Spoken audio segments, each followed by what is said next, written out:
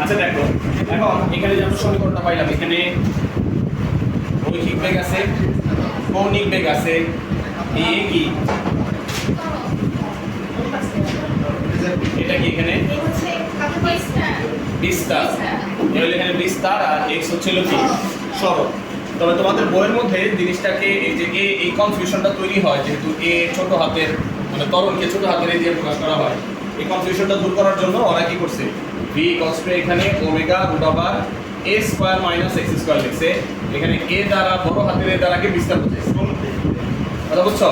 কারণ তরল আসবে, তরলের মধ্যে আমরা এই ব্যবহার করবো, ওই কনফিউশনটা দূর করার জন্য ওরা এখানে যেমন যে আমাদের লিনা বা কনফিউজ হয়ে গেছে তখন কি হয়েছে, তাই না? লিনা আমরা পড়াশোনা আসলে করতে পারি। আচ্ছা, তো তাইলে এখানে এই জিনিসটা তৈরি হয়েছে। এখন এইখানে থেকে কি বোঝা যাচ্ছে, যে কোন একটা বস্তু যদি সুষম বৃত্তীয় গতিতে ঘুরতে থাকে বৃত্তাকার পথে, তাইলে এইটার যে বেগের মান ভি, এইটা কি পরিবর্তন হবে? সুষম বৃত্তীয় গতিতে, সুষম কৌণিক গতিতে এটা ইয়েস 40 মিটার বিশেষ শুরু করি আর ওকে। তো এটা সুষম কৌণিক বেগে ঘুরতেছে। সুষম কৌণিক বেগ মানে তো বুঝছো তো? না, সুষম কৌণিক বেগের কনস্ট্যান্ট স্পিড, এই যে এই ফ্যানটা সুষম কৌণিক বেগে ঘুরতেছে, তাই না? এটা ঘোরার স্পিড এখন একই রকম আছে। আমি কি করলাম, এটা রেগুলেটরটা বাড়াই দিই, কমাই দিলাম, আস্তে আস্তে কই না দেখবো যে একটা জায়গায় স্পিডে আবার কি হচ্ছে, আর একটু কমাই দিলাম, আবার দেখবো যে একটু কই না যায় আবার একটা স্পিডে ফিক্সড হয়ে যাচ্ছে, তাই না? যখন স্পিডে ফিক্সড হয়ে যায় তখন এটা সমকৌণিক বেগ। কথা বুঝতে পারছো? তাহলে একটা বস্তু সমকৌণিক বেগে কি করতেছে, বৃত্তাকার পথে ঘুরতেছে, তাহলে তার ভি এর ভ্যালু কি পরিবর্তন হবে? কি মনে হয়, হবে না? কেন হবে না, ব্যাখ্যা কি?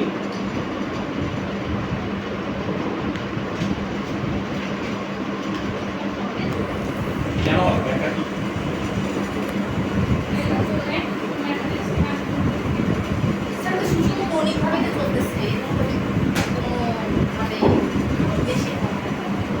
কোন একটা জিনিসের মান পরিবর্তন হবে না, না হবে, এটা ডিসিশন নিব আমরা কিভাবে? এটা ডিসিশন নিব, এটাকে প্রকাশ করার জন্য যে সমীকরণটা আমরা তৈরি করছি, এর প্রত্যেকটা টার্মকে বিশ্লেষণ করতে হবে। তাহলে আমি বুঝতে পারবো এটা প্রত্যেকটা টার্ম কি অবস্থা আছে। এটা আমি বলতেছি সমকৌণিক বেগে ঘুরতেছে, তার মানে এখানে ওমেগার ভ্যালু চেঞ্জ হবে। এ কি এখানে? এখানে এ কি? এখানে কোনো এ আছে? এ কি এখানে আছে? বলে কি? ব্যাসার্ধ, ব্যাসার্ধটাই বিস্তার হয়েছে। তাহলে এটা যে ঘুরতেছে, এর মান পরিবর্তন হচ্ছে। এক্স কি এখানে আছে? এক্স আছে, এখানে এক্স আছে, এই পথটাই এক্স। তাহলে ভুলে গেছো না, এটা ঘুরে এখান থেকে এখানে আসলো, এখানে আসলে এখান থেকে এখানে যে লম্বটা নাম হচ্ছে, লম্বটা নামার কারণে এই যে এখানে যে এক্স অক্ষ বরাবর যে ডিসটেন্স, সরল রৈখিক ডিসটেন্স, বস্তুটা এইভাবে ঘুরতেছে, তো তার দুই ধরনের সরণ হচ্ছে। একটা হলো এই যে এইভাবে, এটা হলো বৃত্ত পথে সরণ হচ্ছে, আরেকটা হচ্ছে হলো এই যে প্রজেকশন, বিভিন্ন প্রজেকশন যে নিচ্ছি, তাই না? এটার কারণে এখানে কি হচ্ছে, রৈখিক সরণ হচ্ছে।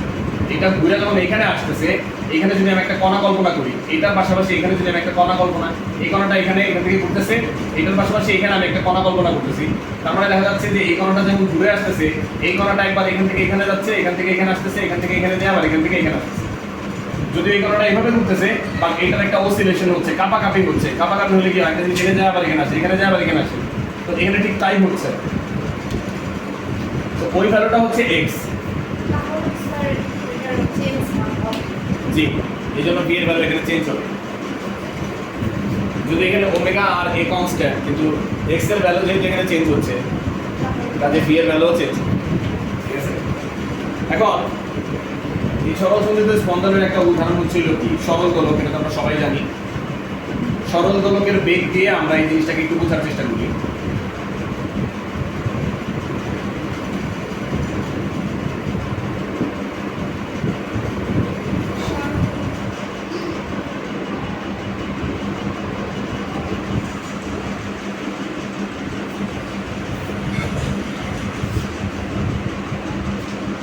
একটা সরল দোলক, এই সরল দোলকটাকে আমরা এইখানে ধরে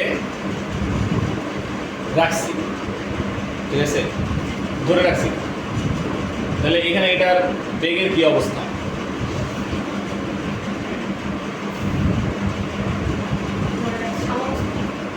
আমি বলছি বেগের কি অবস্থা, বেগের আবার সাম্যাবস্থা কি?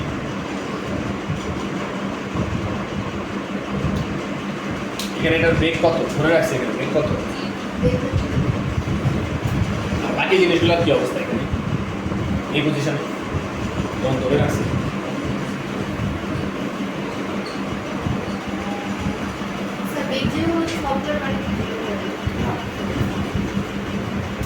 এটা যে এখানে রাখছি, এটা যে এখানে নিয়ে আসলাম, এটা সাম্যাবস্থা হলো এখানে, সাম্যাবস্থা থেকে এটাকে এখানে নিয়ে গেছি, তাহলে সাম্যাবস্থা থেকে এটা সরণ হয়েছে এতখানি। এখানে যেহেতু ধরে রাখছি, এখান থেকে ছেড়ে দিব আমি, তাহলে এটা সাম্যাবস্থান থেকে এটা সর্বোচ্চ অতিক্রান্ত দূরত্ব। সাম্যাবস্থান থেকে কোনো একটা জিনিসকে যে কোনো পজিশনে নিয়ে যাবো সেটাই হলো তার সরণ। এখান থেকে এখানে নিয়ে গেলাম, এটা এটা সরণ, এখান থেকে এখানে নিয়ে আসলাম, এটাও এটার সরণ, এটাও এক্স, এটাও এক্স, এটাও এক্স। এখন আমি যেহেতু এইখান থেকে ছেড়ে দিব, তার মানে এটা হলো তার সরণের সর্বোচ্চ অবস্থা। এই জন্য এখানে কি এটা এক্স, আবার একই সাথে এটা হলো এ, সরণও আবার একই সাথে এটাই বিস্তার।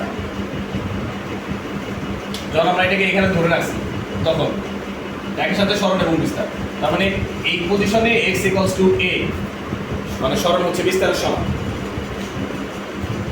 ঠিক আছে। তাহলে প্র্যাকটিক্যালি আমরা কি দেখলাম, এটাকে আমরা ধরে রাখছি এখানে, তাহলে বেগ কত, 0। এখন এখানে আবার আমরা দেখলাম যে এক্স এর ভ্যালু এ, মানে এক্স এর ভ্যালু যদি আমরা এখানে বসাই তাহলে বি কত পাবো, 0 পাবো। তাই পাওয়া উচিত ছিল। প্র্যাকটিক্যালি আমরা যা দেখলাম, থিওরিটিক্যালি আমরা তাই পাইলাম, ঠিক আছে না? তোমরা আমাদের সমীকরণ তৈরি করা ঠিক আছে, কথা বুঝতে পারছো? তাহলে এটাকে আমরা কি বলি, এটাকে আমরা বলি সর্বোচ্চ অবস্থা। এটাকে আমরা কি বলি, সর্বোচ্চ অবস্থা। তাহলে সর্বোচ্চ অবস্থায় ভি এর ভ্যালু কত, 0, ঠিক আছে। সর্বোচ্চ অবস্থায় ভি এর ভ্যালু 0, ঠিক আছে। এখন আমরা এখান থেকে এটা ছেড়ে দিলাম, ছেড়ে দিলে এটা কি হবে,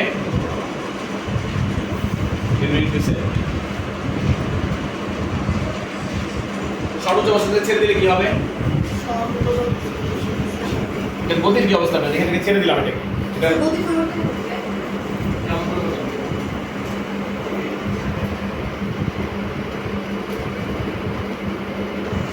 যখন ছেড়ে দিব তখন এটার বেগ আস্তে আস্তে বাড়তে থাকবে, তাই না? দোলনা খেলছো না ছোটবেলায়, দোলনা খেলছো? আচ্ছা, দোলনা যে খেলছো কোন সময়ে তোমার বেগটা সবচেয়ে বেশি মনে হয়েছে? দোলনায় যে দুলছো কোন সময় তোমার কাছে মনে হয়েছে যে তুমি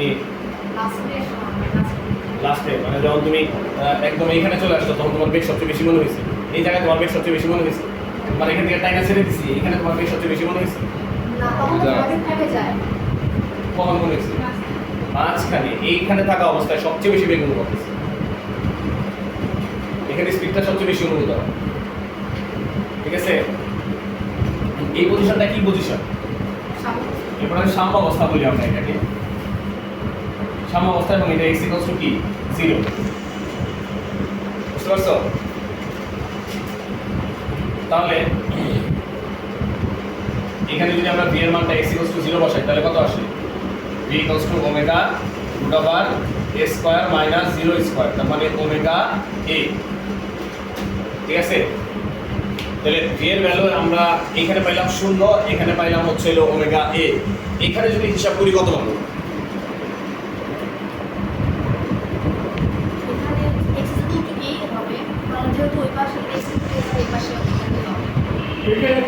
একটু বলে দিই যে এখানে যদি x ইকুয়ালস টু আমরা a ধরি, তাহলে x ইকুয়ালস টু আমরা এখানে মাইনাস a ধরবো,